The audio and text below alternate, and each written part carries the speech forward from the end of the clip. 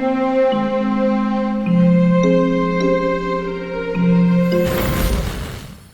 everybody, and welcome back to Roll for Damage. Everyone's waving so nicely. Welcome back to Roll for Damage. Tonight we have the scales above. We are in the middle of our Hellbound arc. I think they've just crossed the halfway mark. I can't remember how many episodes we've done now, but that's all right. Usually this time where I thank sponsors and stuff, but it's towards the end of the year where we're just gonna go a quick thank you to our artists, which will be Bree, who did a lot of the art and the overlays, and then we have Shelby, who's actually here with us, who's done some art and is doing some art. I'm just seeing Paradise RPG on the screen, and I can feel Shannon and Sean being like, "Why is it still there?" But oh well. Let's go quickly through and introduce the players, and then I'll get someone to do the recap. So, starting with Shro, tell us about who you are and Tig. Hi everybody, I'm Shro, also known as the wife of the DM. No, it does not help me in any way for D&D. I can be found pretty much right here, right now, with these wonderful people, and that's basically it, because my life is consumed by looking after my pets, because I love them so much. We got two more this week. I know, I got two more birds! So yeah, and I'll be playing Tig today, who is our other barbarian. I am currently the best barbarian, just saying, because there's no one here to argue that point. And yeah, so that's me, and that's Tig, and I will be passing it along to Shelby. Yes, hello, my name is Shelby, or Shibidibidoo on Twitter, What's the Why You Work on YouTube, and Shadoodles here, because I like to be confusing, and I have a lot of names. Also, somebody took my name on Twitch. I tell D&D stories, I draw D&D stuff, I play lots of D&D live. I'm currently in our World of Darkness game, which normally runs every Thursday, but we're on a little bit of a break for the holidays. I, of course, play here, and I also play over on a channel called Critical Failsafe and a show called The Between. And tonight I will be playing Nia, Problem Child. Back to being Problem Child. Everything's right again. All right. Mike, tell us about yourself. Yeah, hi, I'm Mike. I'm the DM over at Wonders and Blunders. We are a 5e podcast who I'm editing away at that second season. We wanted to hire an editor. Look who's back. It's me doing it all. Oh, God, if you can edit and we'll do it for money, please contact me. And tonight I'm playing I have someone Leaf. I'm sending to you. Okay, great. Leaf, the cowboy kitty, Rudy Tooty, bad guy Shooty, living in hell, but all is well, sitting in front of his lady friend, Glazia, now, who maybe not a friend. Oh, that's me. When he said "that's me," I thought like something happened in the background, and he was like, "Oh, that's me. Something's happened. I'll be back in a moment." But No. It's just kind of. introverse. No worries. And hi, I'm Nova, the DM. I'm just helping these guys tell their crazy story. So, Mike, can you do a bit of a recap of the last session for us? Yes. Probably. We went to a dinner party in hell, and we messed it up real good from Belle. We had to steal Belle's sword, and we did so in a way that made perfect sense and was exactly what we had planned on doing when we went in, and everything just went perfectly. We then took the sword last session back to Despater, letting just about everybody outside of the Iron Spire or the big metal spire that he lives in that we had it by showing it off, and just telling people to ignore it and look away from the giant flaming glowing sword. They mostly did. Despater was having a war meeting with a bunch of other devils, or some kind of meeting, maybe not a war meeting, but some kind of meeting with the devils when we brought the sword up. And Despater was quite pleased that we got it. Got a couple of phone calls while we were up there. People yelling about having lost their various swords. Someone else, I can't remember who, but someone else also lost a sword. That wasn't us, I don't think. But we are now at the top of the blame list for all devils who are missing swords. They're all going to come looking for us. I think you misinterpreted how that conversation went, but that's fine. Continue. He was only hearing one side of it. It was easy to misinterpret. Bale's form is also missing. Nope. Continue. Then... Don't worry. You'll find out later. Not. Okay. It's okay. Keep going. Then we bought a bunch of stuff from Gale. Finally. We got a magic carpet and a sword of sharpness and some armor. And then we got yeeted through a portal by Despater into another ring of hell, which I can't remember the name of right now, but it's where I live most of the time. I should know the name of it. Malboge. See, like, how could I forget that? And Malboge sucks. Malboge is just a constant. I mean, they all suck, but Malboge especially sucks. We got dropped in the middle of an entire mountain falling apart on top of us. And so through various means, a flying carpet, Tig jumping and smashing into full mountains and knocking them over, and Leaf having cat reflexes, we managed to escape. And then Glazia asked if we needed a hand. Nia said yes. And we got teleported into Glacia's mansion. And I think that's it. Pretty much it. You're not quite in Glacia's mansion. You're out the front of it. But that's, okay, neither here nor there. Yeah. Splitting hairs at that point. So I'm going to take these off because they're bugging me. And, everyone's blurry and I can't see. Like, we're in hell. Everything sucks anyway. Yeah. What's inside? More torture? Oh no. Okay, so let me, now that I've taken my glasses off, I can't read the screen, so I'll just increase the size of my notes. Good job, me. Right, so we will start today's session with some mic fiddling. I just realized this. How do you feel now, Mike? I'm afraid. I said it and I was like, I'm glad my brother didn't hear that. And I looked at the screen where I read your name, went, oh no. I'm very far away. It'll be impressive. You'll deserve it. Fair enough. Alright, so you find yourself outside Palace in a sort of like risen plateau where you can hear the rocks tumbling down around, but they're not going to affect you. You stand inside the skeletal corpse of some giant creature. You might have heard of this, Mike. Just roll me a history or religion check, please. I'm allowing you to roll religion for Hells since it kind of feels fitting. Yeah, that's much better than history would be. That's a 33. Yeah, cool.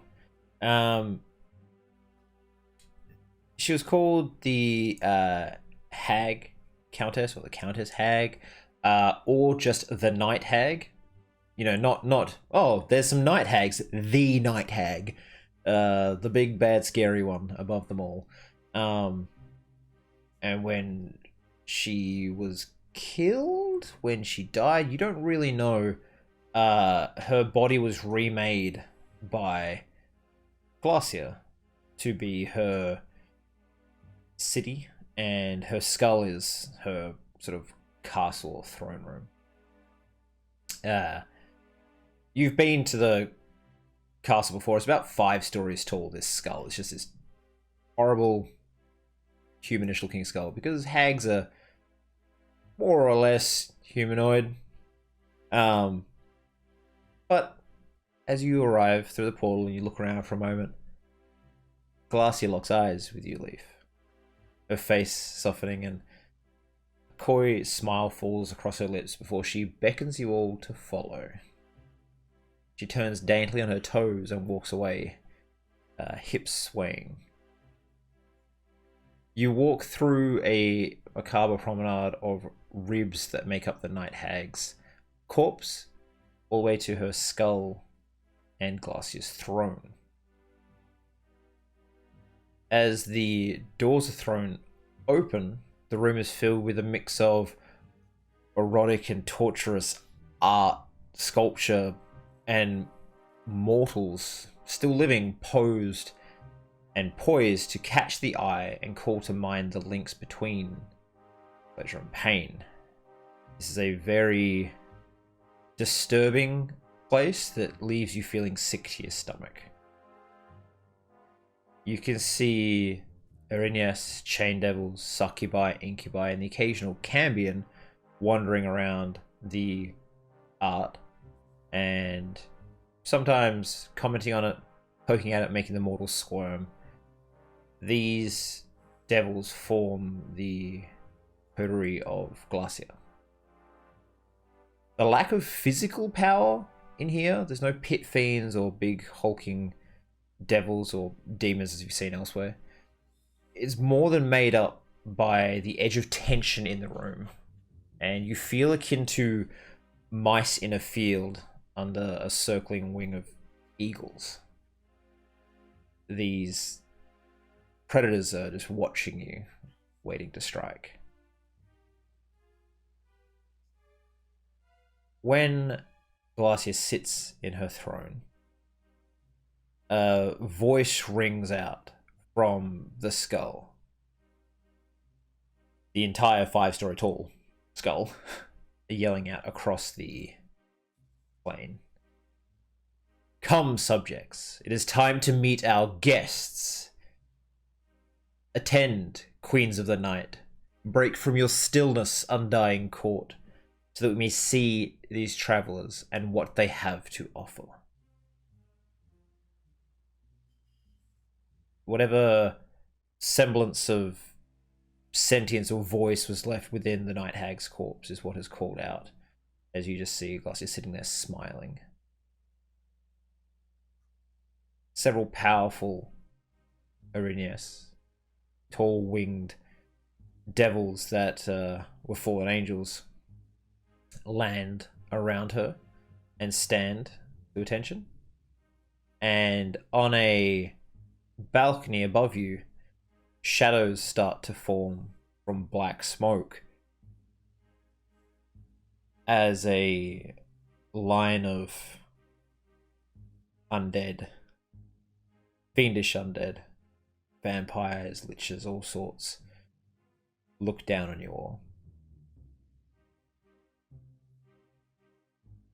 Leaf, darling, you finally here to serve by my side? not quite yet now. Just a visit. More business than pleasure. Although I know you don't draw much of a line between the two. Kind of like poking one of the mortals. She holds out a hand for you to take, kiss, whatever. You'd have to ascend the steps to her throne to do so, under the eyes of all the surrounding devils. And yeah, Leaf does.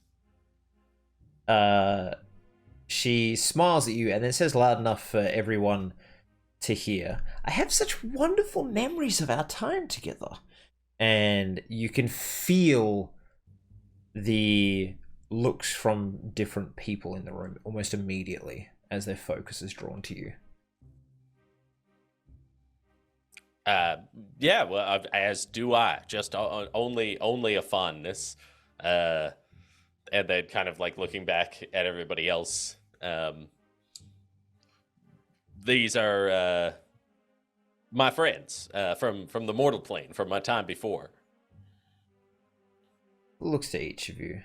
And He's then waving frantically at her. eyes lock to Nia.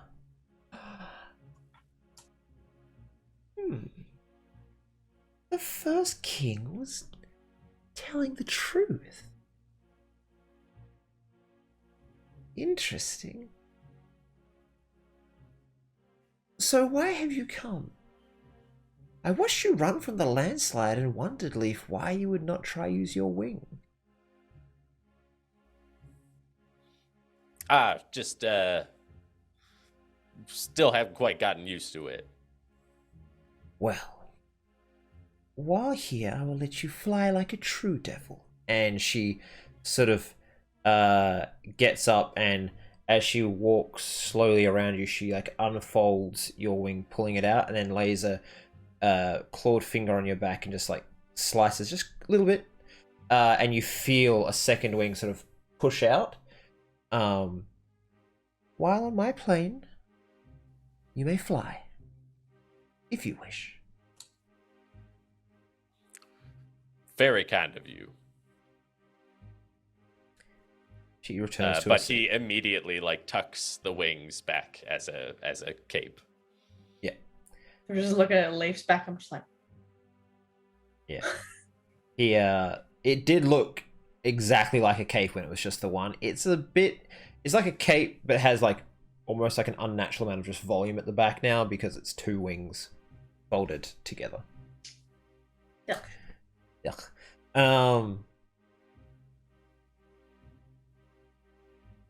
So what can I do for you? What brings you to my home? It's back. Well, and then kind of turning to the others, we're on a multifaceted mission. Just kind of stopping through the area, and of course we can't visit your domain without coming to pay our respects.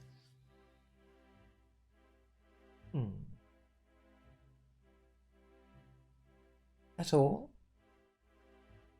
Nothing else? I have been told you may wish to travel.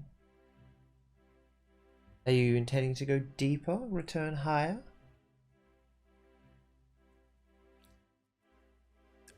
Yes, both of those, ideally. Well,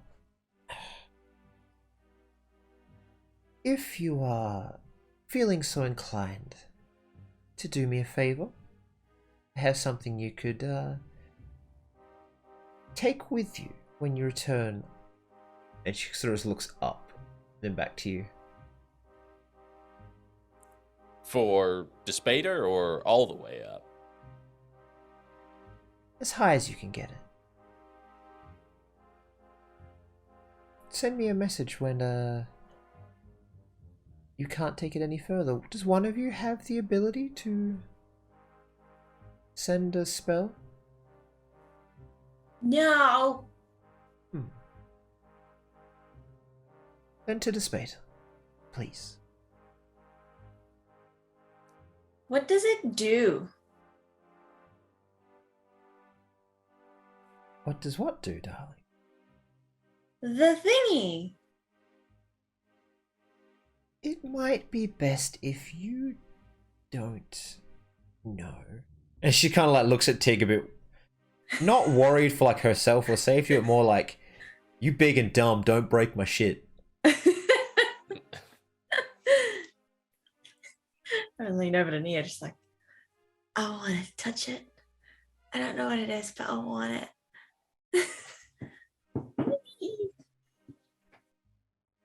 You cannot let Nia anyone... just looks at you like you're crazy. Don't let any of the other Lords of Hell see it, okay? No one can know about this, just us. And then she does look around the room, and they all kind of like bow their heads to her, subdued by the threat there. Of course, whatever you say. She just flourishes a hand, and a small puzzle box appears.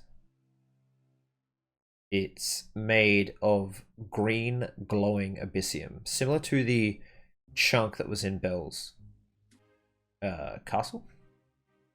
This stuff is usually inert, and that's like dull, like almost like glass, but this is glowing, meaning it's very active. And if you was to hold this with your bare hands, you would find yourself poisoned and possibly dead within a few days.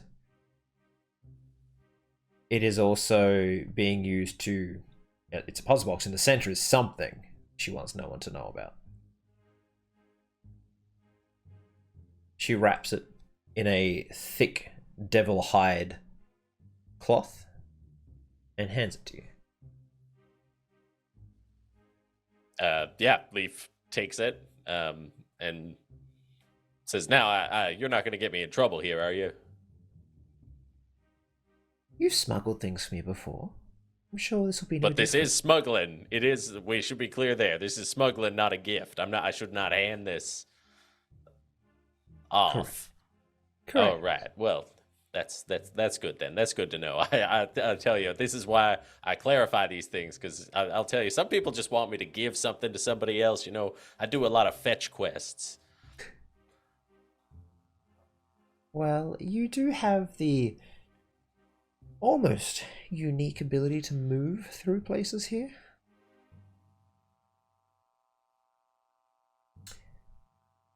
So, apart from wanting to pay your respect, is there anywhere else you'd like to travel while here in my domain? Well, I mean, I'd love to show these two my little speck of paradise. But I suppose I should leave our future plans to the ones who are more in the know, and then kind of gesture down to Ian, Tig, and Auric. Nia has not said a word purely because she hasn't been addressed and doesn't want to get killed. Tig is confused why you're doing jobs for not your boss.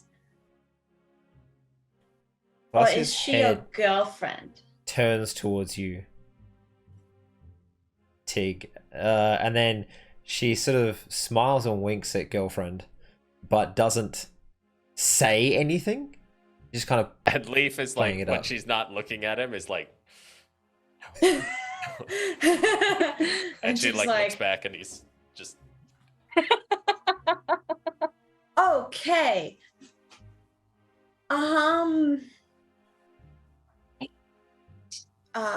We have job to do. Glacia will leave Leaf there and walk down to Tig and link arms with you. And she's 9 feet tall. She is taller than you. Oh, she's a little taller than me. Aww. Oh, fuck. She big. Okay. And she then like just pops you on those and look at you, Flower Princess. How are you? Good. Would you like to see my garden? Yes. And she walks for a moment, and a sort of like where there was this solid bone wall, a door appears and opens, and through it is a sunlit field with small, multiple colors, all very beautiful singing flowers that smell just divine. Bright green grass, and 2 or 3 very tall trees which throw shade across the area. Okay, bye. She looks at you, she turns around, puts her hands on your shoulder, like, you have fun, and just kisses you on the head, and then turns you around and pushes you through the door.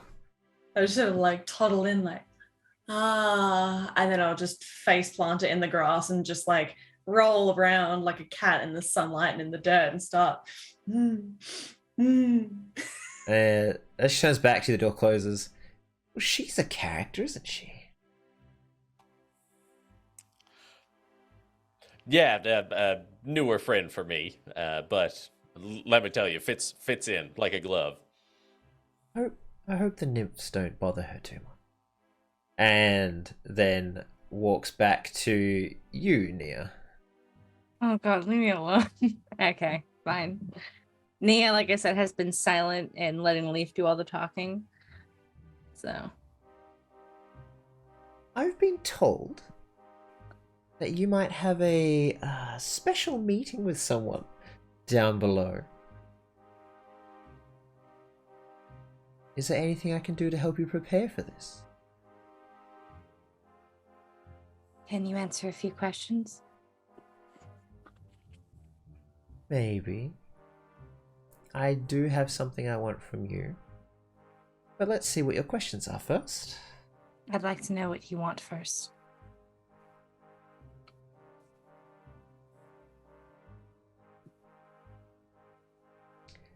Feel like it's unfair to leave someone trapped in there for so long, don't you? You cannot have him. Have? I don't think I'll have him. You'll have him back, safe and sound. Just maybe he would like to see the finer things. That's such a sheltered life. And she places a hand in the center of your chest. Oh, okay. And one hand on your shoulder. And then pushes you back, and you can feel this sort of like sucking pressure as her hand pulls away. And Sabrath is standing in front of you as well.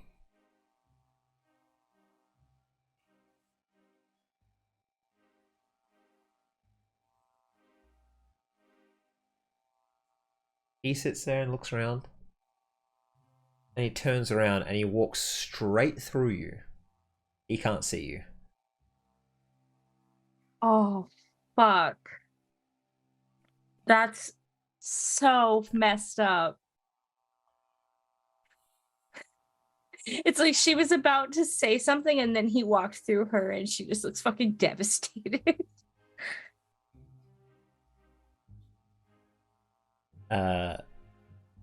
So as he's sort of like wandering around a bit confused, she goes back to you. Yeah. You'll be okay. Ask your questions. Or would you like the night? And you can come back tomorrow.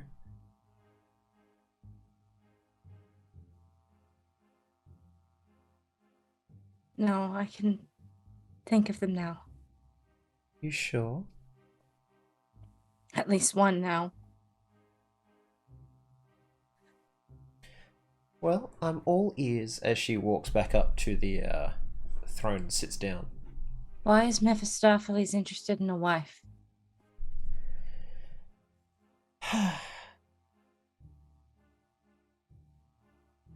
If I was to guess, I'd say power. It's always about power. You know what it's like with men. Talking to the Devils. most inexperienced girl. You know what it's like with men, sure.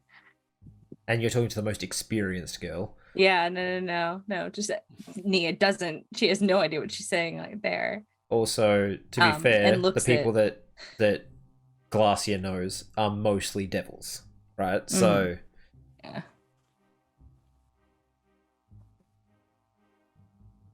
And what would you assume that power would be, just to take some random mortal and make her his wife?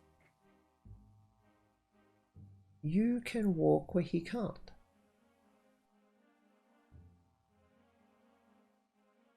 She just looks up. And it's like, She smiles and just small nod. can't any of his worshippers do the same?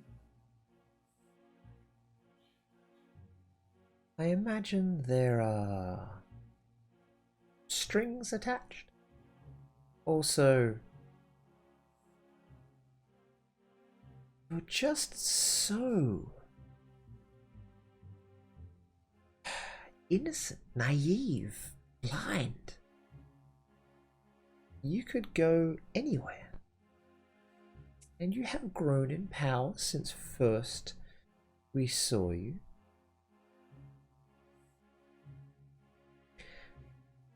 So, you're a prize to whoever could take you. And be warned, they will take you. Or at least Mephistopheles is asking.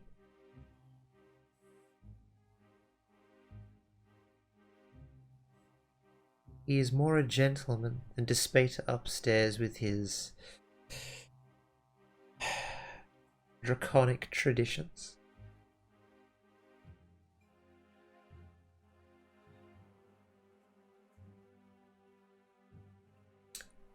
I was meant to say Sorry, draconian. I'm draconian. Yeah. Yeah. I feel like draconic still works because of who you are. Sorry, Shelby's processing this. Leaf, you always have the most interesting guests. Yes, well, that's just the type of people whom I attract. We found a farmer trying to get back into your place just the other day. He was interesting too. Would you like to keep him, or should we send him on his way? Which one? What was his name? Stalek. Oh. Do you want? Would I know if I'm assuming Leaf tells them not to come back. Yeah. When they go to keep going. Yeah. Yeah, I think he just says I tell him not to turn around, but go easy on him. Easy? Why? He killed his neighbor to have his wife. Why easy? It'll be hard enough over time. You always are so cruel, Leaf. If we were hard now, maybe he'd get used to it. Just a little. But you'd rather draw out that torture. There's no one quite like you down here. He'll have plenty of time.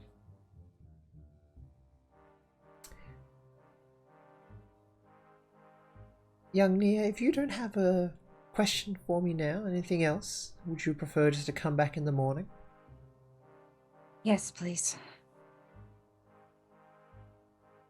Well, we will enjoy a dinner and night with Savrith here, me and my sisters. Will he remember any of it? Maybe. Anything that's going to hurt him? She just smiles.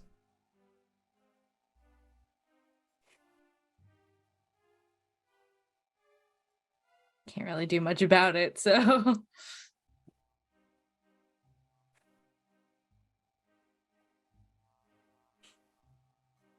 He may prefer to have a meal with us back at my place. I know I'd sure love the conversation. He can't see me.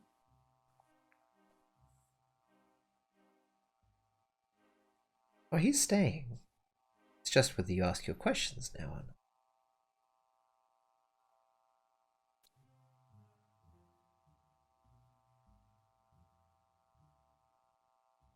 No, Nia's already said, yeah, I'll ask tomorrow.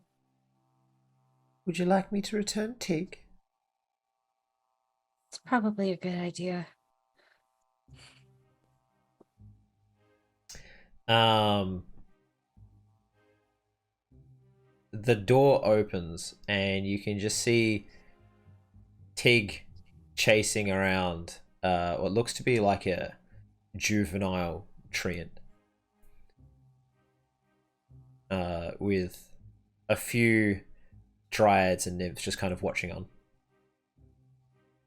Like I'm running around after a chicken right now is what I'm looking. It's more like you're like, arm! 2 more arm! Yeah. We be friends. We go for long walks. And the treant comes dashing straight towards the portal. Tig following. The treant seems to like pass through the portal if it's not there and continues on whatever plane that is. Though Tig comes running through. And I imagine it's very sad that you're not in a garden playing with new friends. Yeah, I'm just like. And the door just closes behind you.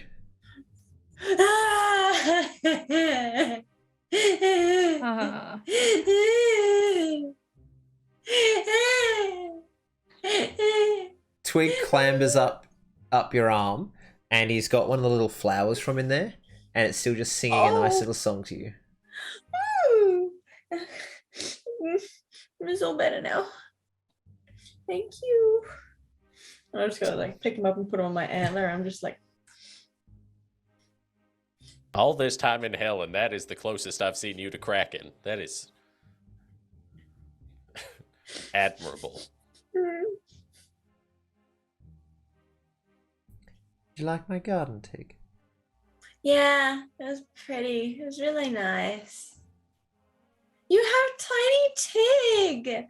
It took a long time to get that many innocent souls down here into hell. Oh wow. To give them a place to cultivate before we sell them off as needed. Well, you did good job. Why did you build it though? Because that's mean, but that is kind of your nature, so that's kind of okay. They enjoy it in there. It's okay. They're safe in there. It's only once they come out that things get hard.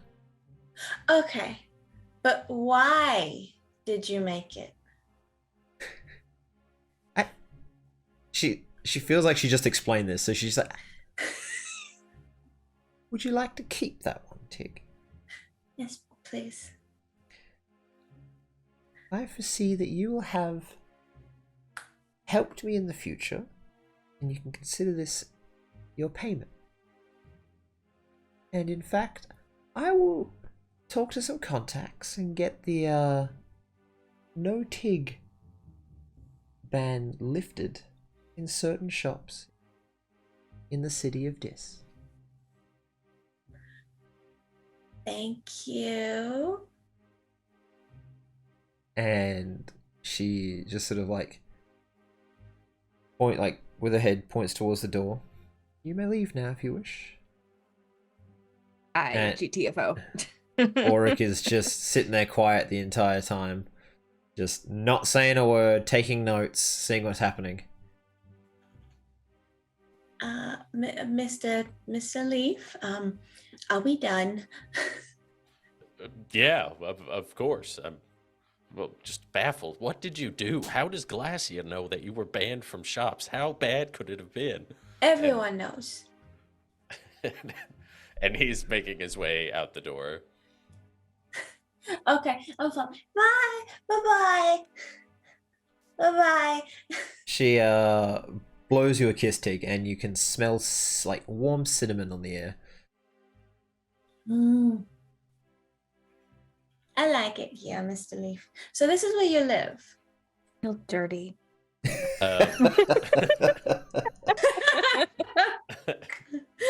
I like that response.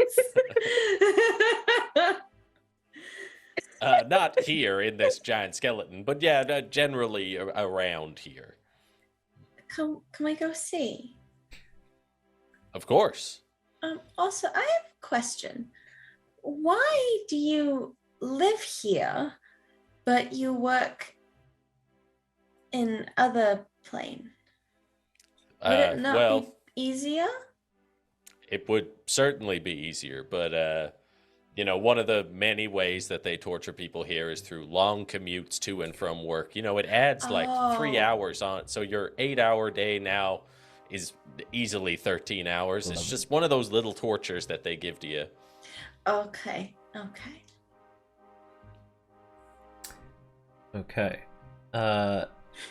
When you guys are kind of walking out of the Citadel, and you've got some time before you reach like the pits where the rocks are falling, we'll have to find another way to get to Leaf's house.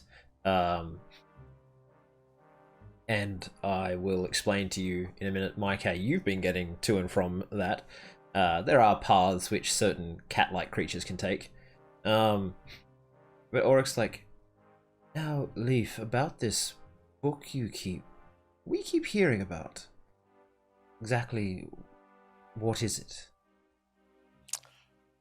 Yeah, not something I've thought about in quite a while, honestly. I almost got rid of it. Wasn't especially helpful for me, but enough people wanted it that I suppose I should keep it around. Some value. Oh, value it has. In fact, it's not something that I think I could even find a use for what would be given in exchange for the book. It's funny, like seeing all of you again is really calling back what I was doing up there, and I think the book, once I figured out what it was, could have been helpful. Could still be helpful for you. I mean, Oric, you're gonna have a field day with this thing. It's just lore. I mean, you open this thing up, it is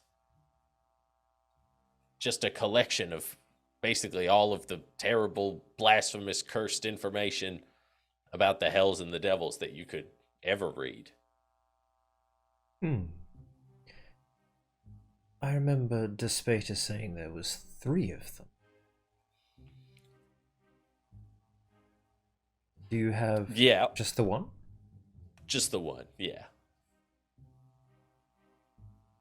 Do you know what's covered in the others? Do I? I mean, only what you know from, the book itself and the bits of information you've picked up, which I think I sent you either today or another day or whenever. So yeah, the book is like a chapter, so it does reference the others, the daemonic and the demonic, and mine is the diabolic. You just sort of like go silent, taking notes. You guys are walking. There's a section of fallen pillars as you get to the edge of the city, so to speak. And there's just a very narrow ledge which one could use to traverse quite a distance out to where your little plateau is. And the interesting thing about your plateau is that it seems to rise and fall with something weird going on my screen. It keeps just like flashing orange, it's bugging me. Not orange, green. So I'll check that in a minute. But yes, sorry. It seems to rise and fall with the landslides. Like something happens as they come down. It's like they're pushing and it rises, and then once they slide past, it lowers almost to ground level. So depending on where it is, you can go up, meet the top, or you can wait for it to come down. The landslides you seem to see happen in stages around you, and the part that goes past your sort of pillar be like once every it's once every 6 to 8 hours one will come past.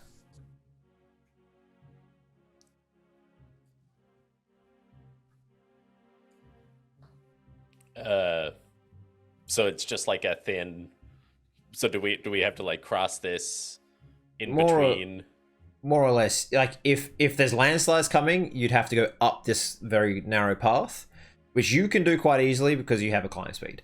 Everyone else will struggle somewhat. Or you can try to dodge an avalanche and wait for the pillar to return to the ground. I think it's probably best to not do it that way. But, like, can we fly? Like, if you have the ability to fly, yes. Because we have the carpet and I have my wings. Yep. So that's 3 of you accounted for. Does Oric have fly? I will check in a moment. I don't have his spell list right here, but I will try to check. So, but you know, he can always attempt to do a climb. He has dimension door. He could burn a whole lot of that to get up there. If he starts to fall, just bloop, like a video game reset. He starts flashing as he gets up there. -1. Oh, that would be funny. A little turtle on a cloud picks him up. Yeah. And Yeah, brings him back to exactly. the track. I guess Leaf will just start leading the way, like walking for now. Okay. Okay, we go. Watch your step. Maybe have the carpet ready to catch anybody who. Yeah, can we have it like fly under us to catch someone that might like fuck up their save? I'm gonna say you need to have someone on it to do that. So you can We choose. put Auric on it. Yeah, sure. So Auric's just sort of like sitting there, and he's actually focusing on where he's going. And he's talking to himself the whole time, muttering theories about layers and like why this one seems to be so focused on the sort of like seedy bits of hell. And can I get? I have a question real quick. Mm-hmm. If I were to reduce taken size, would it make the save any better for her? She's probably got an easier time of this than you do because climbing's generally athletics. Okay, cool. I also have stabby arm. Yeah. Mm-hmm. So I'm going to get an athletics and an acrobatics from each of you that's not a cat. Okay. One's really good, one's really bad. Let's go. Okay, that's nasty. And that's fantastic. Okay. So just Right. wait a minute and tell me. 27 for my athletics Makes sense. and 26 for my acrobatics. Okay. Despite her fucking hugeness, Tig is like flat up against the wall, shuffling along, and occasionally just like slamming a claw in to like anchor herself. What did you get, Nia? Acrobatics got a 30. Nice. Athletics got a 3. Oh, So I am so good at acrobatics. I'm so bad at athletics. you get about a third of the way up, and your footholds are fine, but you're just getting tired, and you have a level of exhaustion. Cool. I need a nap. Nia needs a nap. Can I get you both to make an athletics and acrobatics again? Hold This on, is I a need 3-stage thing. We're about a third of the way right now. Yep. All right, I would like to prepare to assist her if I see her slip, if that's possible. I will take a roll at disadvantage on my athletics if you'll allow it. I'm going to spend a sorcery point to reroll. Yeah, Since just I can do that for ability checks. let's just let. I don't think you'll be able to do it because you're so focused on keeping yourself kind of in a good spot. All right, no problem. That is much better. I'll take that instead. Thank you. Is a 22 for athletics Mm-hmm. and 19 for acrobatics. Okay. So you kind of have a few slippy footholds up there, Tig, but you more or less manage to get up a bit further. What do you get there, Nia? Athletics actually did better. I got a 15. Mm-hmm. Acrobatics was a 25. Okay. Get a second level of exhaustion. Oh, Now it's going to get rough for you. okay. Really rough. Yeah, it is. 'Cause I think now all my checks are at disadvantage, aren't they? And I speed You- halves. And your speed halves. At this point, the wind is Greater restoration myself? whipping No. past. It is very hard to move. Can I get one more set of checks?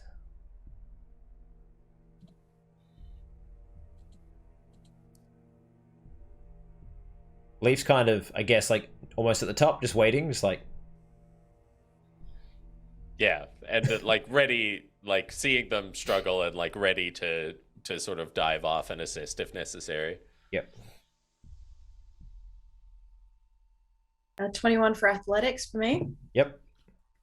And 22 for acrobatics. Okay. You get to the top and you kind of jump the last bit, claw in and pull yourself up onto Leaf's little platform as you see an avalanche just rolling beneath you. If you'd fallen then you'd be crushed into a fine TIG paste. Yeah. What'd you get? Acrobatics was a 13. Mm-hmm. Athletics was a 0. So as you reach for the next one, you're just so tired, you just miss. And then Ulrich just catches you because you had prepared him to catch. Thank fuck. Yeah, it would have been a problem if two of you had fallen, but one was going to be fine considering you had Ulrich and maybe Leaf could have caught you. So you sort of land on the back, make a dexterity saving throw to like not bounce off. Come on. 7. 7. Oh no. My So dice are broken. you sort of fall a bit more. Do you want to assist Leaf or you just want to let her go? Yeah, no, I'd like see her Just let go her go. towards the see her go towards the magic carpet and be like, all right, great, and then see her bounce off and be like, oh no. Dive. I'll say between you and the magic carpet, I won't make any more rolls. You just kind of like get her on it, and I can imagine you just like holding the carpet, white knuckled, like terrified. Crying probably. Yeah. She's exhausted. She has 2 levels of exhaustion. She's cold. She just nearly died. Just I All hate right. it here. You all get up the Leaf's platform, and we're gonna take a very short break so I can figure out what this flickering screen shit is. So, Cool. and then yeah, you have a nice little night, relax in the hot springs and stuff at Leaf's Oh please. little palace. Hot spring It's a episode? small. We're having the hot It's a spring episode. small hut sort of thing. Actually, it's not huge. It's just a little. Actually, hut. I'm retconning it. wooden It's a beach. cabin. It's a full. It's Yeah, a beach episode, It's a beach please. episode. We're gonna have a beach. You can have a beach episode along the lakes of fire somewhere. Somehow that's what this group would always have if we had a beach episode. We've been fucked up since season 1. Anyways, we'll be back in about 5 minutes. Don't go anywhere. We'll see you soon. Wave goodbye. See you soon. Hey everybody, welcome back to Roll for Damage. We are continuing on with the second half of this episode. I think it's called Princess of Hell, which makes sense since they just saw the female Archdevil Glacia, and I think she was what they expected from it. They've now made their way to Leaf's humble abode, which at the moment you're just kind of seeing a nice little log cabin off to one side, and then you can see there's like a fire pit and a small sort of spring or lake with wisps of steam coming out of it. Unlike most lakes here, which have either been like, horrible swampish things or river Styx or fire or acid or sewerage or something, it just seems to be fresh water that's being heated by the lava flows under the surface of the place. Somehow Leaf managed to install a hot spring in his pillar. And it's relatively well maintained. Like it's not as bad as most places here, like horrible rock and slate, and this is a bit nicer. He's made it feel a bit more homey, like the material plane a little bit in this little pillar. The edges of the pillar still it seems to like just hit a point and then just becomes very hellish again. But it's where he's made his home. Like there's grass and there's, a few plants and kind of nice. There's a little Actually, I don't know. Would you have a pet up there, Leaf? Like a little pet hellhound? You're like, no, don't eat the souls. Yeah, for sure.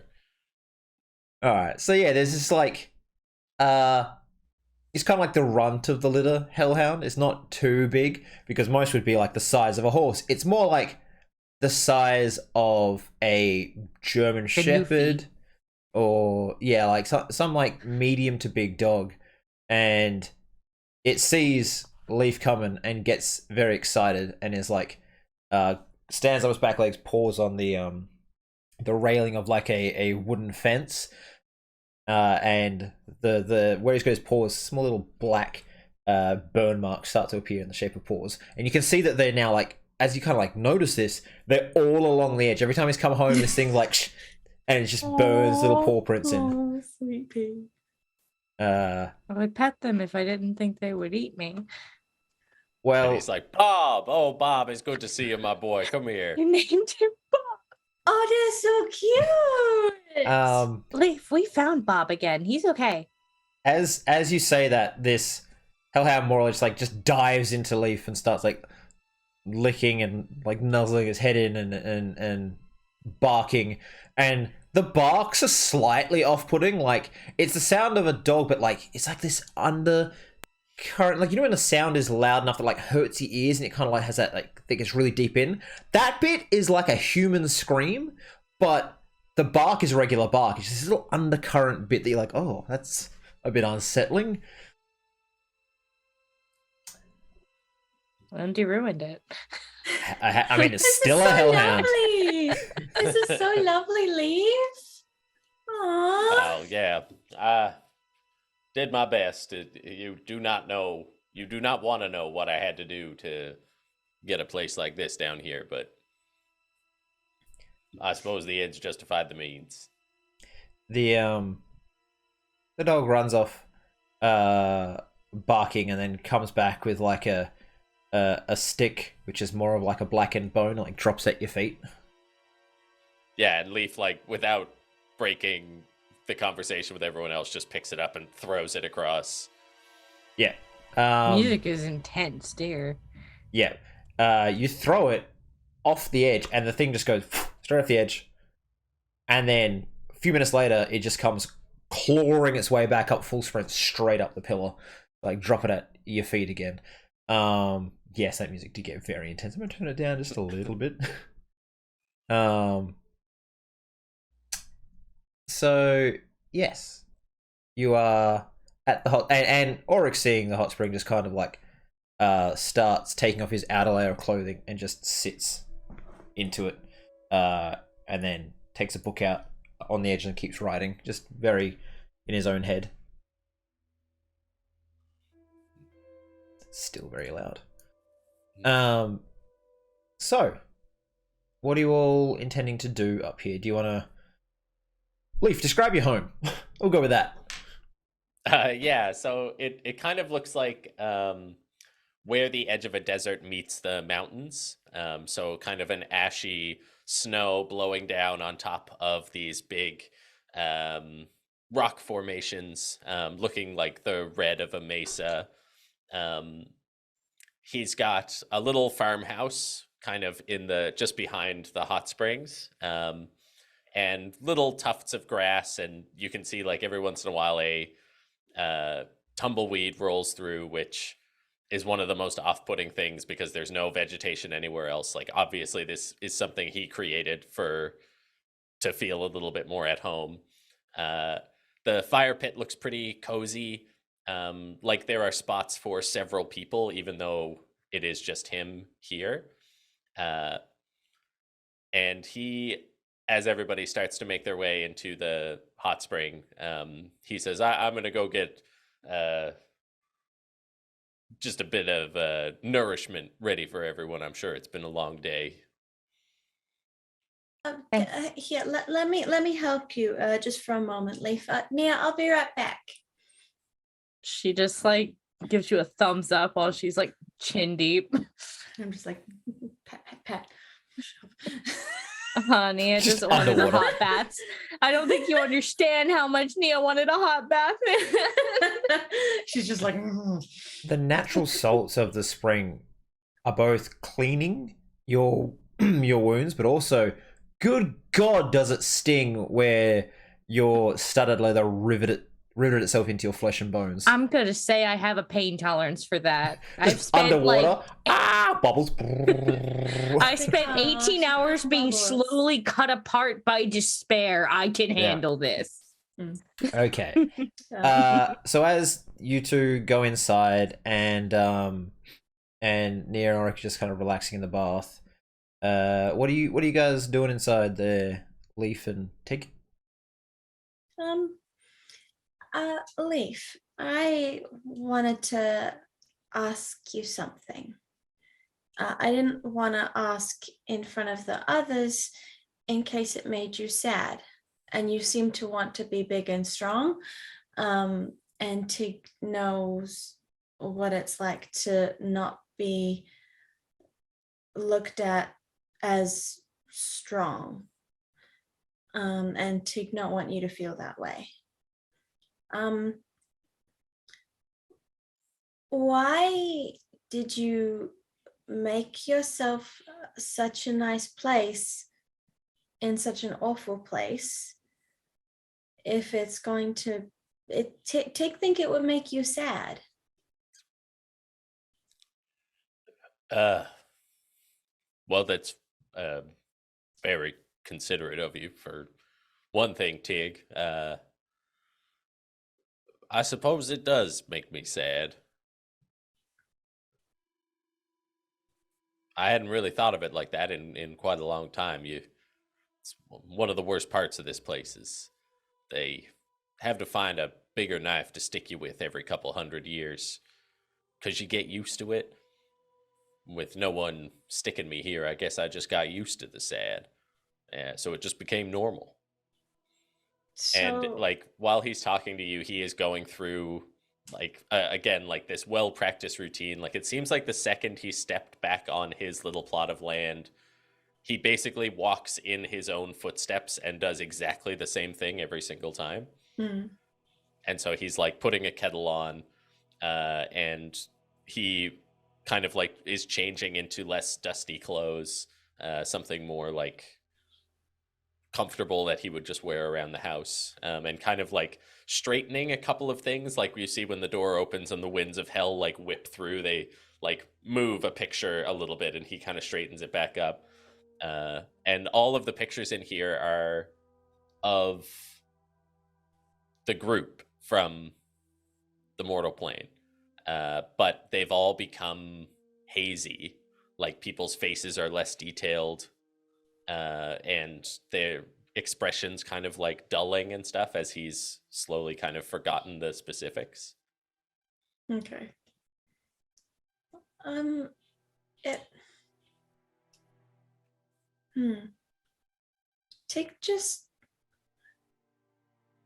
gonna go and give him a nice big hug, like wrap him up and big old squeezy hug and like rock him a little bit. And it's okay to forget. Tig forgets a lot of people. But just because you can't remember what they look like doesn't mean they're not there. So it's okay to forget. Don't be afraid of that. It's normal. It's just a part of nature. And he, like, when you hug him, he's like, you can tell he tenses up against it. Like, this is something that doesn't happen in this routine that he does all the time, but kind of like softens up a bit and looks around and like realizes how many pictures are from the mortal plane, and all of them kind of start to disappear, like almost burn up and float away as ash.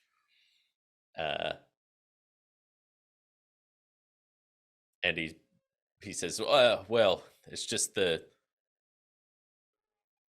I guess over time I did, but I'm remembering again now, and it feels good. I'm happy that y'all came down here. I know I've said it before, and it's a terrible thing to say to wish anybody would come here, but I am glad. It's lit a different kind of fire under me.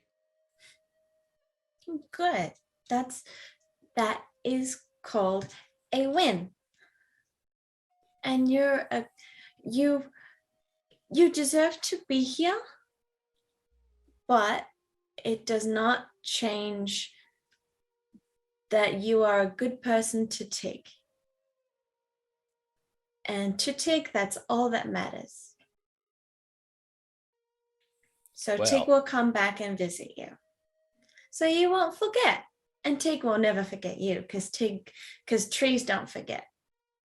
And Tig is tree. Well, at some point, I'm going to have to figure out how it is you move so easily from the mortal plane to the hells, Tig. But I don't know if that's a story for one tea time. No, it's a story for a long walk, like this many. Yeah. Now I'm gonna go jump outside of salty water because not good for Tig.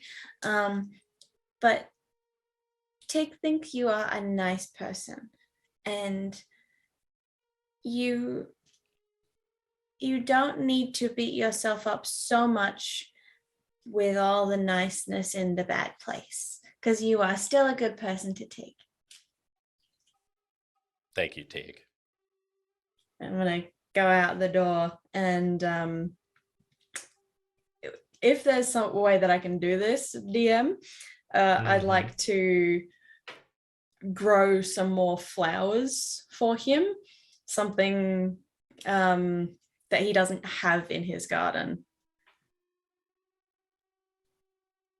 I'm not sure, but sure, go for it. I mean, I don't know what he has and doesn't have, so yeah, go nuts. Yeah. I'd just like to have a look around and see what he's got, and a dandelion. Yeah, something that will like everlastings. Okay. That sort of thing. So they die off, but they will always grow back no matter what you do. Yeah. When I said there was salts in the spring, it's not flower language, they mean resilience. It's not meant to be a like, you know, proper salty water which you can't be in. Okay. It's more just like the minerals and stuff in it would cause a bit of pain when you step in and you have bolts in your bones. So you can get in there without any sort of problems. Go nuts. Okay. What you do all smell as you step in, is you hear this sort of like faint noise in the background, which you weren't paying attention to for the moment, and then you smell the most delicious sense of cooking meat. And you smell it as well, Leaf. Are you going to make this horrific? From the fire pit near the spring. We smell cooking meat. Yeah. Oh, yum. I'm going straight for it. You turn around and you see that the hellhound has like dragged part of a body into it, and it's just like watching it cook and drooling. Good boy. Nia, don't look. This is messed up. Good boy. And I'll grab like a stick or something nearby and like pat it with the stick that is not me. It's only his feet that are causing the burniness. Oh, so the rest of him is like fluff? The rest of him is fine. Oh, okay, then I pat the dog. He's sort of like he you know when some dogs they kind of like they go stiff and they don't quite growl but they're not sure of you for a moment, and then as you kind of like a few strokes he just sort of settles and rolls on his back. You're a good boy. You're a good boy. Tongue just lolls out into the dirt next to him as you're patting his belly, and then he sort of like looks up and like snaps, and as he pulls a piece of the meat out, it's just an arm, just like like here to here that he's like just literally crunched through the arm and is now just taking that forearm in hand, just like with his paws, just like as you're patting his belly. I love it. I'm all for it. All right, Leaf, your dog's eating people again, and you have tea ready.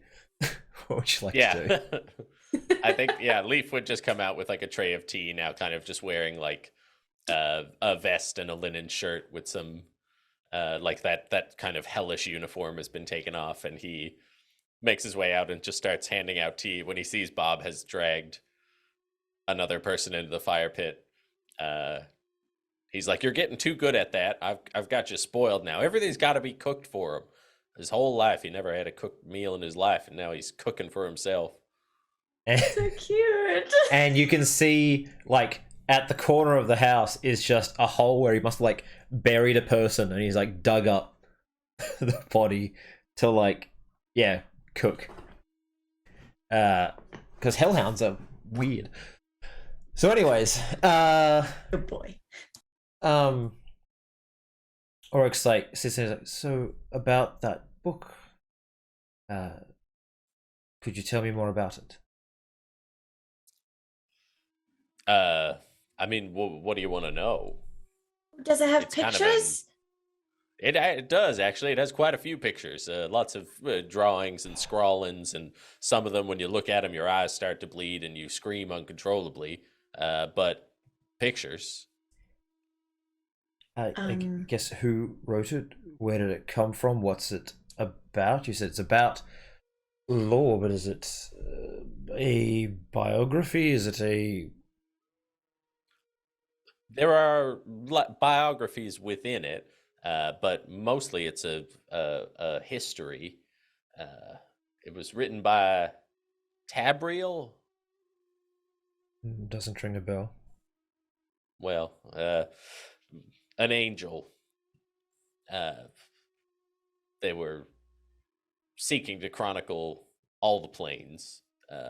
Tabriel got the shortest possible end of the stick. Ended up down here. Is there anything in there about the origin of the planes and souls, or the various devil lords we're likely to have to meet? Devil lords, absolutely. All sorts of stuff. What does it say about Mephistopheles? I mean, besides the fact that he can talk the soul out of basically anybody that he wants. I mean, you've got yourself a master deal maker there. I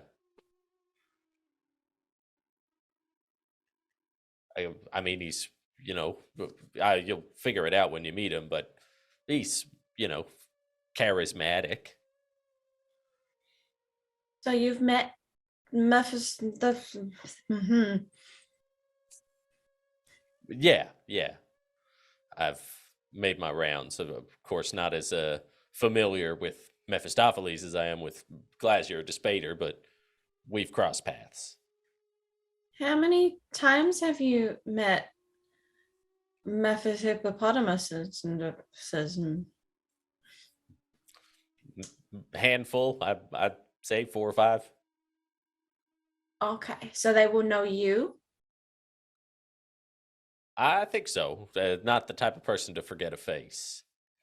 Do you have a pen and paper Tig can borrow? Oryx sort Yes. of holds up a pen. And I'll take a scrap of paper out of his book, just like tear it out. He just sort of like groans to himself. I'm like, okay. I really wish you wouldn't do that. I'm just trying to copy Oryx notes with my scribble. I'm trying to be like him. Is there anything about the horseman? Daemons. Not daemons, not in my book. My book is devils, but Do you know where the others are? I don't think so. Make a history check.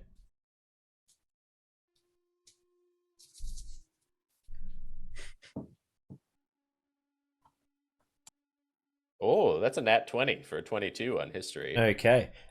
You know that Mephistopheles has a transcribed version of the demonic, which is not complete, and the full version is in Hera's Great Library.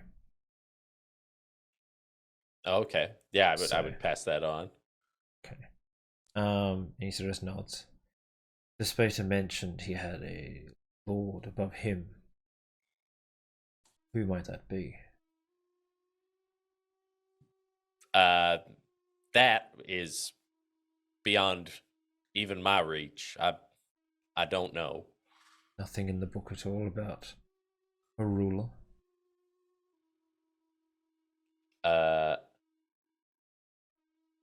No. I mean, yes, like there is, but I don't know that. Is that right? Yeah, you probably wouldn't have read those particular pages, though. Like I said, the stories in the first few pages, where it's like written down, which you have read, I think they also mentioned someone that grew to rule the plains, or the plane. So that you would know. Anything that's like the handwritten sort of scroll notes in there, you will know. Okay, and the name as well? Probably not the name. Okay. Actually, yes, you would know the name, actually, considering you wouldn't want to say it, given what I've told you in the past. But Yeah. everything else, but you'd know the name, you've read it, but you would never say it out loud. Right. Yeah. So, there's one who watches, who rules, whose hand hovers above all of our fates down here. I cannot speak their name, but yeah, the book does speak of them. It's okay. Tig can't speak it either. Is there any chance I could borrow the book for the night and take some notes? Yes, you can.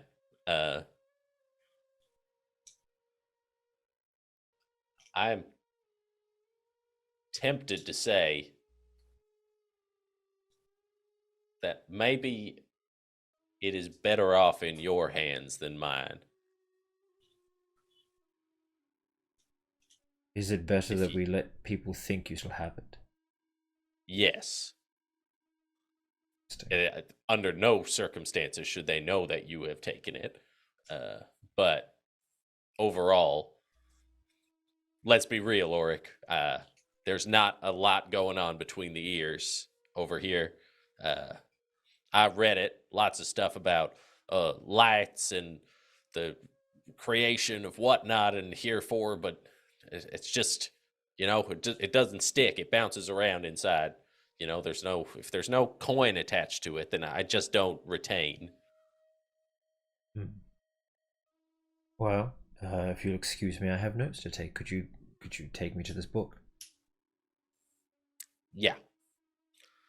All right, and he'll get up into whatever study you might have and just sit there and take notes for the rest of the night. Probably won't sleep, or at least only do his 4 hours of meditation while you guys do your thing. Yeah, I think it's actually he goes in and in the hearth in his living room, it is like under the fire. Like he has a fire that always burns lit on top of it. Yeah, okay. And it and, doesn't like, damage it in- because Hellbook. Yeah. Okay, so what do the rest of you wish to do with your evening in this relative paradise? Is it possible for Naya to sleep for 16 hours straight? I'll say yes, for I am a generous god. I feel like she's half falling asleep in the actual Just sinks below. sorry. I'm awake. I'm awake. no, like actually she's so Just warm and unload. cozy. I'll She just really rescue falls you. asleep. in the hot spring. She finally goes off, finds a place to sleep, and she just does not move. Can I like headcanon something into existence here, where the first time you do it, Tig just sort of like picks you up and like cradles you, and when Leaf comes back, she's like, she's sleeping, like you're her little baby, just in her arms. Sure. Nia would, you know what? That's more affection than Nia's ever been shown in her life. She'll take it. So you get a good few hours like that before Tig tucks you into bed. I don't think the tucking would be as gentle as Tig thinks it is. You might like wake up, but other than that, yeah. Nope, she does not. She like she goes under and she stays under. This child is out like a light. It's been a long fucking day. Tig walks into the room, bed on the opposite side. You just stay asleep the whole time. It's tiny cat. She'll take you. If she's gonna be sleeping the whole time, damn it. I'm kind of annoyed that Sean's not here because I really wanted to have an RP moment with him and he's not here. You can do that. You can do that next week. Yeah. In that case, I'll just check in on what Leaf is doing. I'd like to examine a lot of the I'd like to just have a look at all of his pictures and ornaments and whatever he's got around his home, because I imagine it very much just looks like a lovely little home. Yes. The cat is being distracting. Oh. Yeah, it is. And I think like he has it set up like lots of cots as well. And the cots are set up next to these big circular windows. And when you're outside, like all you can see is this constant avalanche and destruction and like roiling land. But when you look out through the windows, it is just like a clear night sky, just stars from the material. And it seems like a lot of his pictures are kind of slowly changing now to different memories that he's like moving through, like these rekindled memories now that these people from the material plane are here.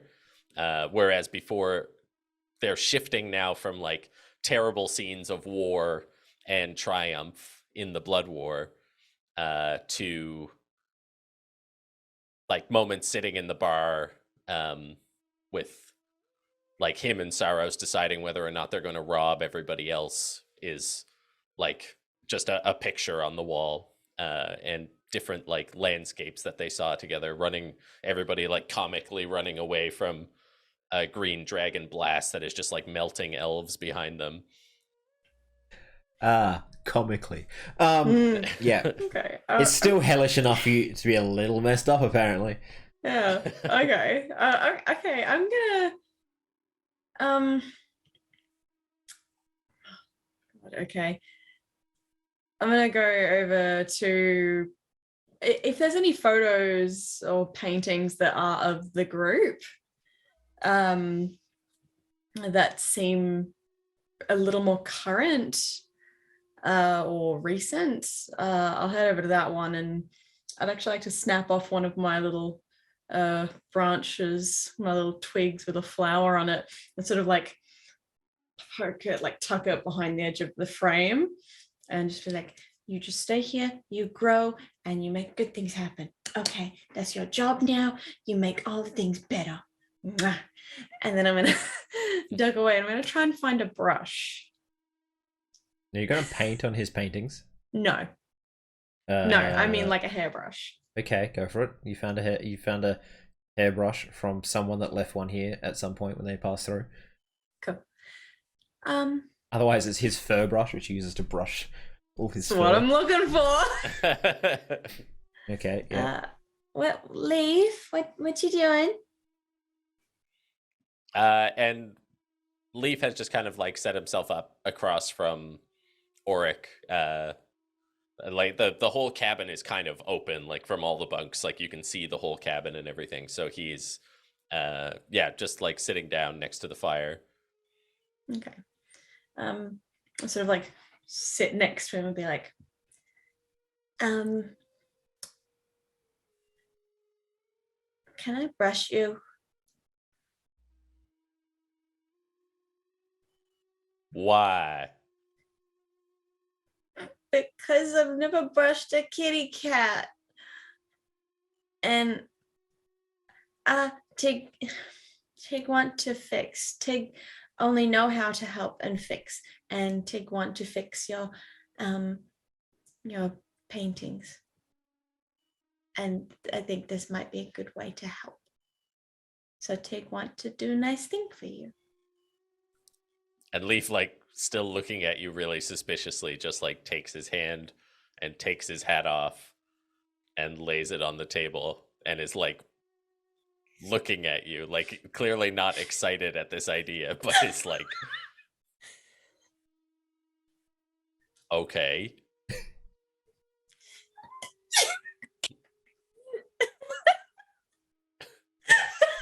I can hear you. Sorry. I'll just be like, okay. And I'll start very, very gently brushing him. And so what was your favorite adventure? And he's still like just staring straight at you, like while this is happening, like not softening into it at all. And he says, down here or ever? No, with your friends. Like on your paintings, you sit at the bar and you're next to magic starry cape man that did a jump down at us, and you were friends with Icky and with Nia and with Sloan, and there's lots of pictures of them, and Tig want to know why that makes you happy. And he is like genuinely taken aback by that. And he says, that is a good question. All of us don't have a whole lot of happy memories together. And it's funny when your whole life is life-threatening adventure after life-threatening adventure. It's the brief periods of relaxation in between that are really what sticks.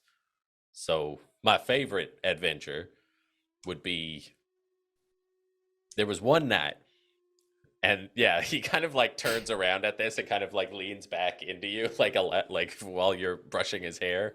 So he's like looking at the fire and he's like, there's one night we were all kind of doing watch. We were sitting in this forest and we started hearing weird stuff. We saw people webbed up, all up in the trees. And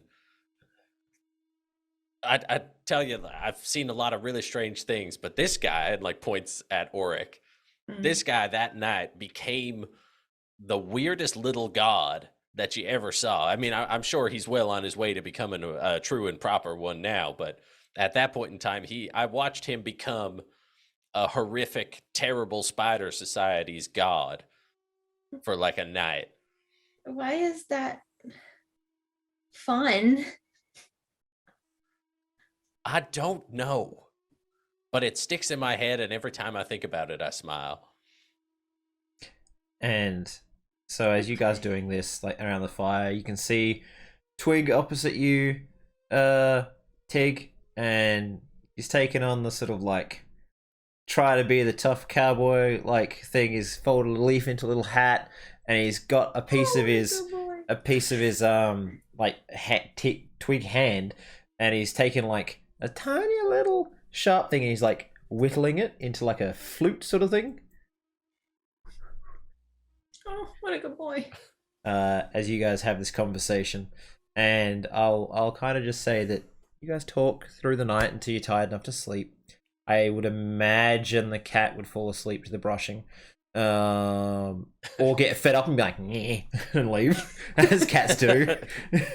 Yeah, he's like completely asleep, and then all of a sudden just like flips up onto all fours and jumps into the rafters, and then goes to sleep up there. Yeah. And Success. in the morning, or wake up, make your way back to Glaciers, castle, mansion, manse, citadel, whatever it is, house, skull. And this time when you get there, the whole place is empty.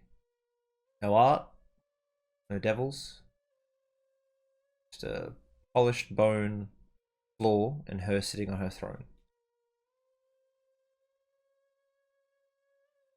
Welcome again. I hope you all had a nice sleep. I've made myself available just for you today. And Savroth is sitting against the throne, just kind of looking a little starry-eyed up at her. I'm the worst sister to ever exist. He had a good night.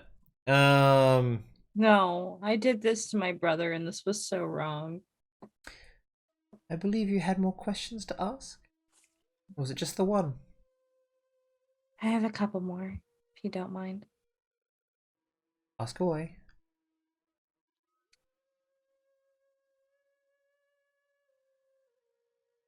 You caught me off guard yesterday. Yes, you seem to know what Despater told me like an hour after he actually told it to me.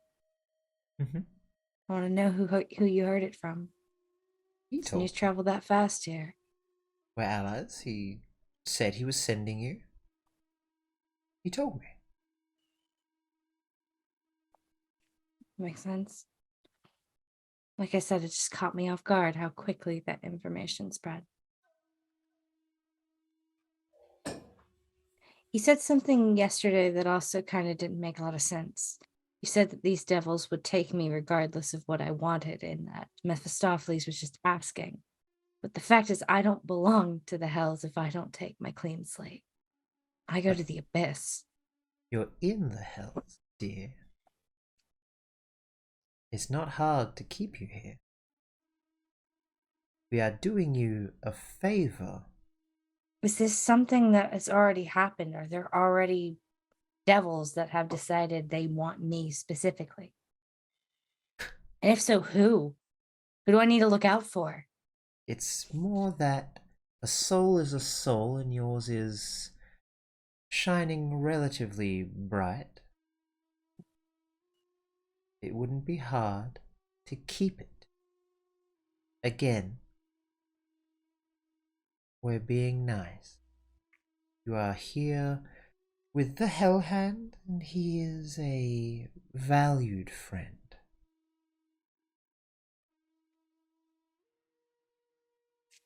You've noticed that I have at least one other soul with me, and I'm willing to bet that you can probably see the third one. I actually want to know something. And then she sort of like looks at you and then down at the brother. Oh, you mean his third? His other, not your other. What are you talking about? Don't think that's going to be part of our deal. Well, my question, I suppose, is if I end up down here at the end, is he going to be okay? Or is he going to be stuck with me? Or will he go off somewhere else? That's going to impact the decision I make. I don't want to see my brother down here. She leans down very close to him and touches his cheek and says, "Darling, do you wish to be down here?" And he just sort of like nods slowly. Like, I think he'd be fine.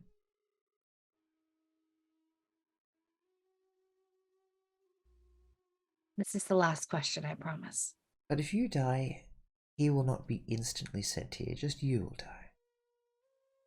Okay. The last question, I suppose, is what should I expect in Kenya?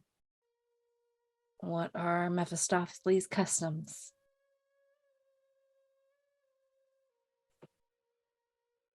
Everything that enters his realm is his, until he deigns it to leave. He is charming. He is the greatest of deal makers. Be careful what you say. No courtly tradition like Despater. Just a scholar looking for more information.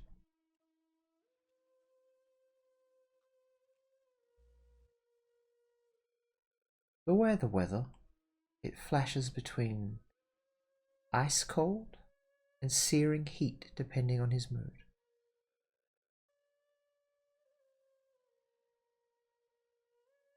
Okay. Yep. And he steps back with like a nod with everything. Don't forget to take my item to Despater, and I wouldn't try tap with it. Might not be too good for you. And Leaf just pats his pocket and he's like, safe with me. I got no reason to dig. Okay. Well,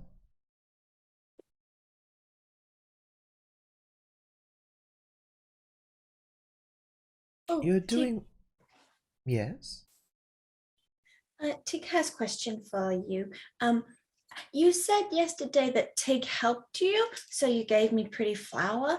How did Tig help you? Tig just chased after Tiny Tree. You will help me. Lovely. Why? You'll see. Have I already done it? Not yet. Oh, but that's work. I don't want to do that. Tig play? Oh, wait. Do you want Tig to play and just play with anybody, and then they come here, or? And then she points to the wall, and you see the open door to the garden. And there's a tree just looking at you. And it sort of starts backing away slowly from you. And it starts running. Oh, you want Tig to play? Yeah, go play. But no, Tig has work to do right now. Later. Tig. She sort of walks up next to you and starts pushing you towards the door like, I have to talk to these people. You can come back in a moment. And just shoves you towards the door. Okay. All right, I'll go running around in there.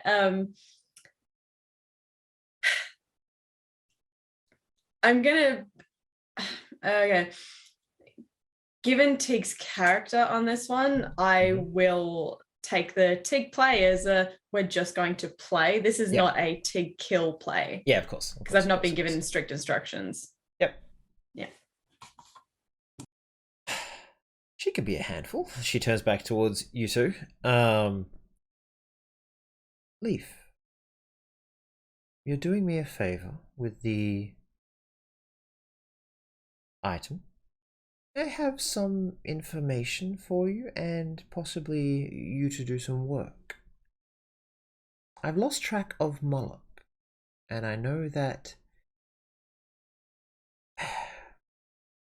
one of my informants told you that he may have an item dear to you, or at least one of his lieutenants does.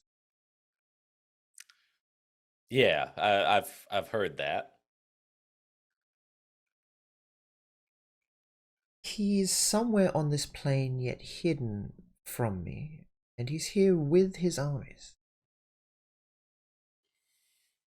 I am worried there might be a rebellion of sorts. Hence why my subjects are not here today. Now, that's sweet. Did you hide them for their safety, or are they guarding the palace?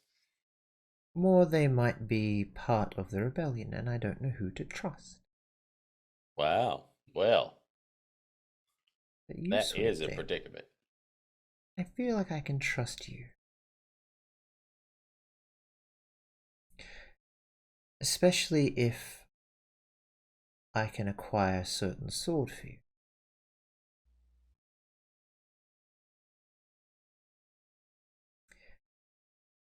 You find out where Moloch is. You take care of him for me. You understand? Been told you're quite the assassin. I mean, you might have heard a bit much. I mean, that's a tall order. Well, how about this? The sword and a guarantee your friends get to leave hell with no one getting in the way. I'll even let you go if you wish. I'll get the authority to have you sent back to the mortal plane.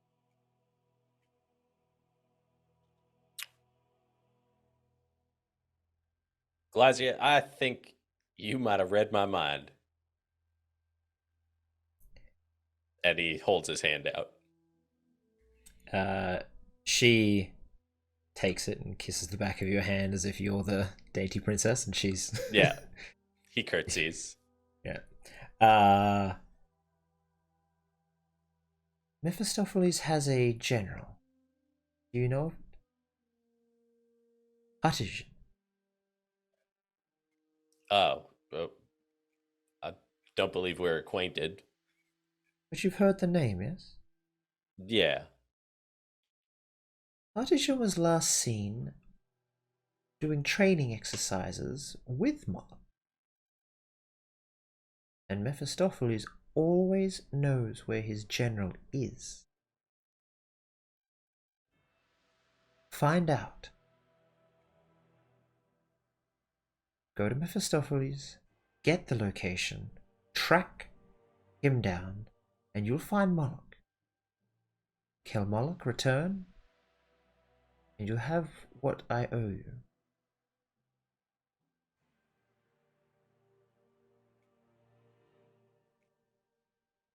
That's a deal.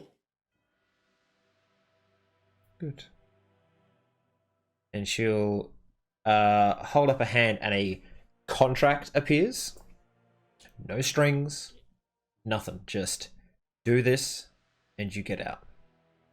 Yeah, like still making eye contact with her, he just takes it and holds it in front of Auric and just like waits for a nod. After about 2 minutes, gets a nod.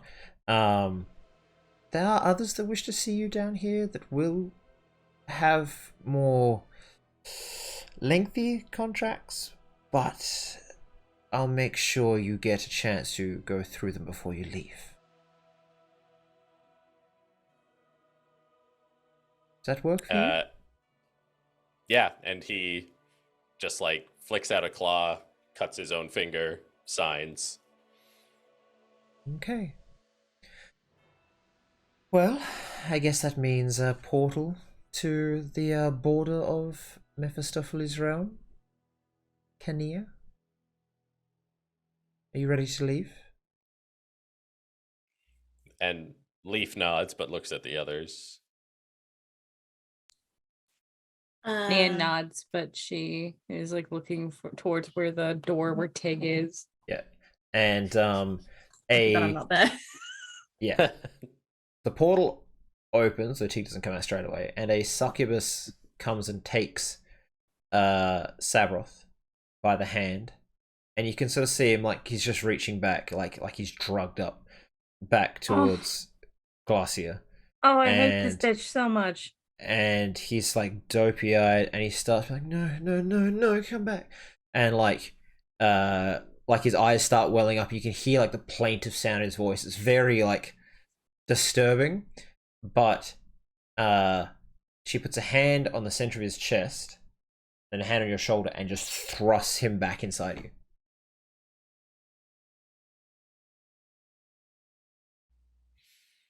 And you get just the faintest feeling of the overwhelming sort of like lust and affection that he wanted for Glacia, and it's just this like shiver down your spine. Yeah, no. Ace Baby doesn't like that.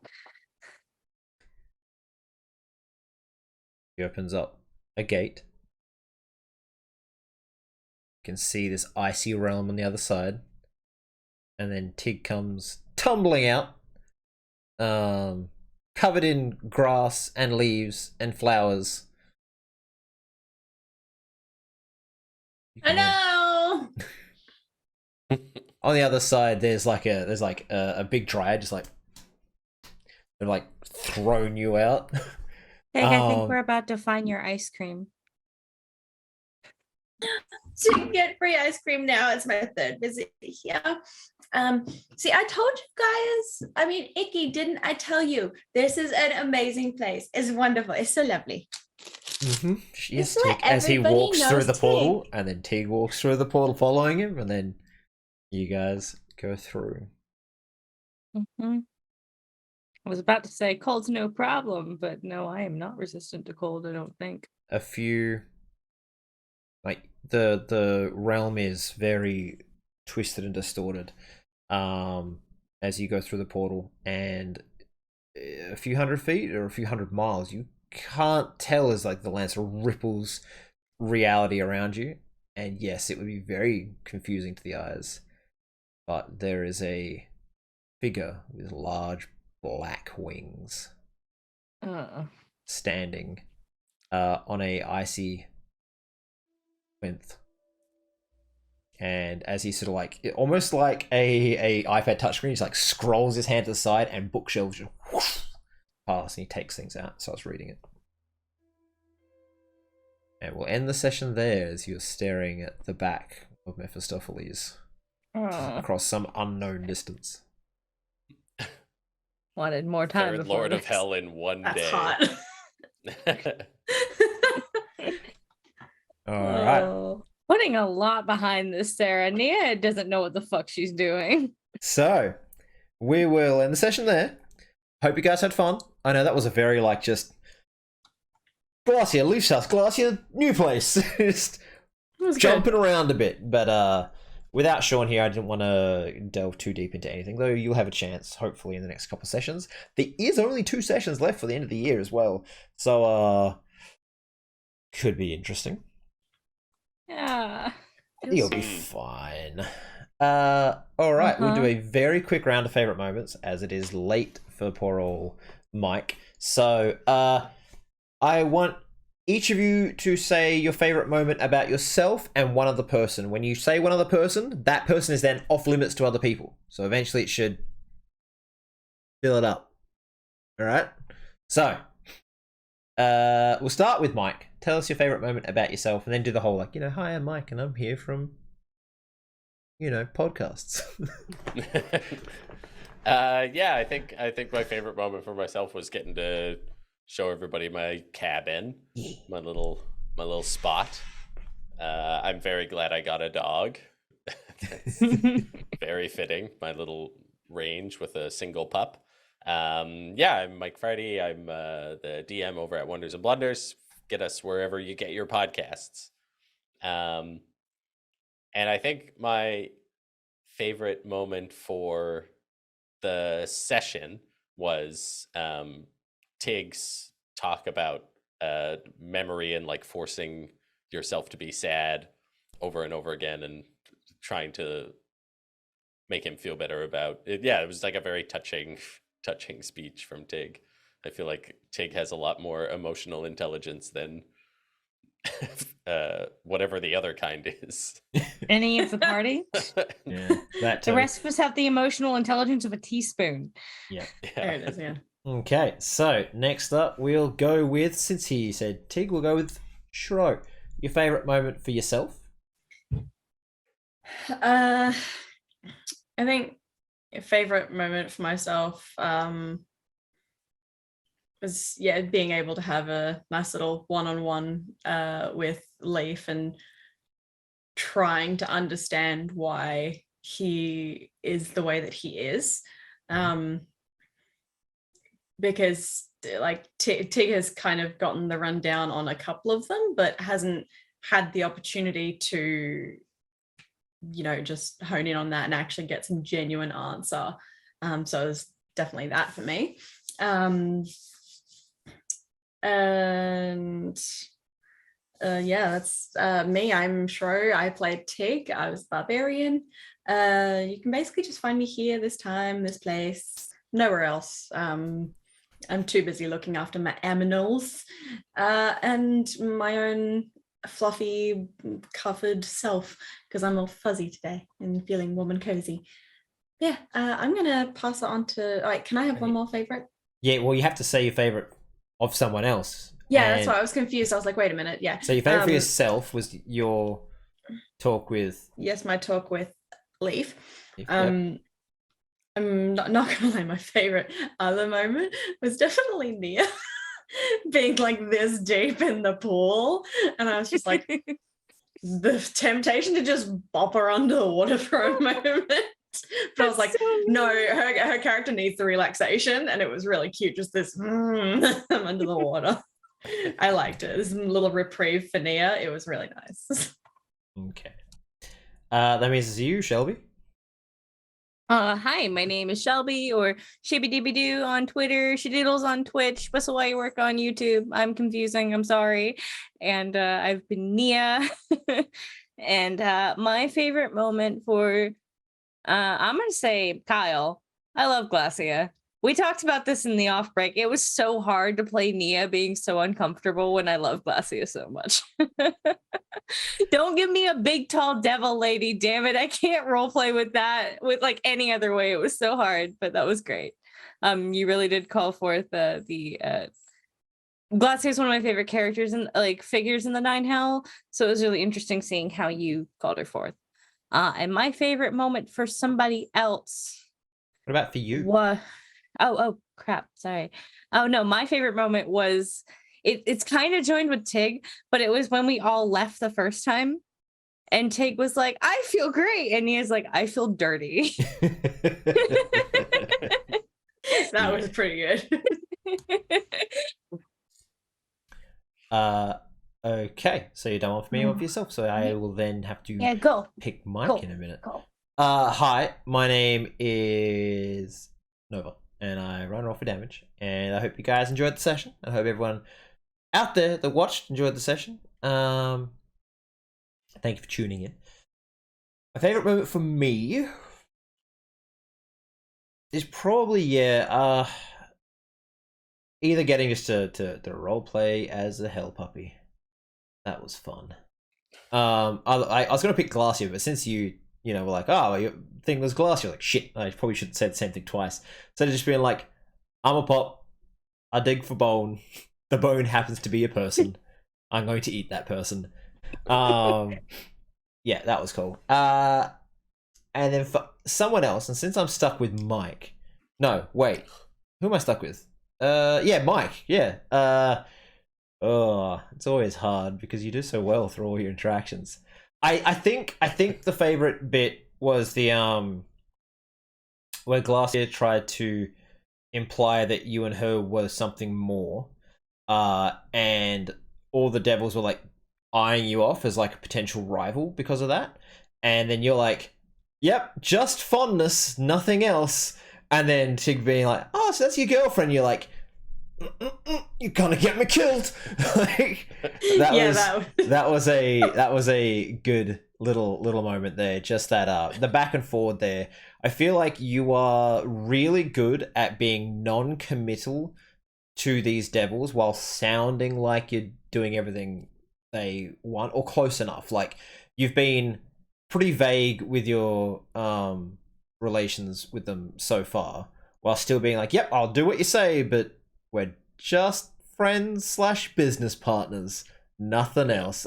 Maybe I'm just an employee, but don't go bossing me around too much.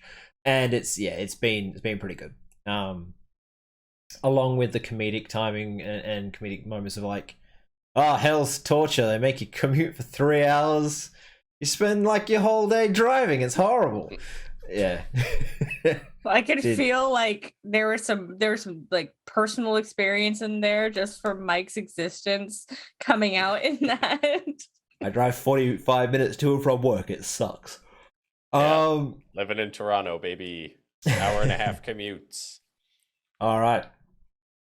We'll call it there. So My computer that usually does the raids is not working particularly good today, so yeah, we're just gonna say goodbye, and I'll try raid. So is there someone we want to raid? Well, let me see who's on. I see Magi RPG. That's in my recommended. Yeah. Go raid them channel. Yeah. Yeah. All right. We've raided them before. Do that. So we'll say goodbye, everybody, and we'll see you next time. Thank you, Zabarian, for the So my brain we're just not waving yet. Yeah, but yeah, wave goodbye. Sorry. Woo, sunrise. Yay. Let's go. When the coffee doesn't hit till the end. I of the haven't session. had any coffee. I've had a sugar-free Red Bull. It tastes horrible. Bye-bye. Bye.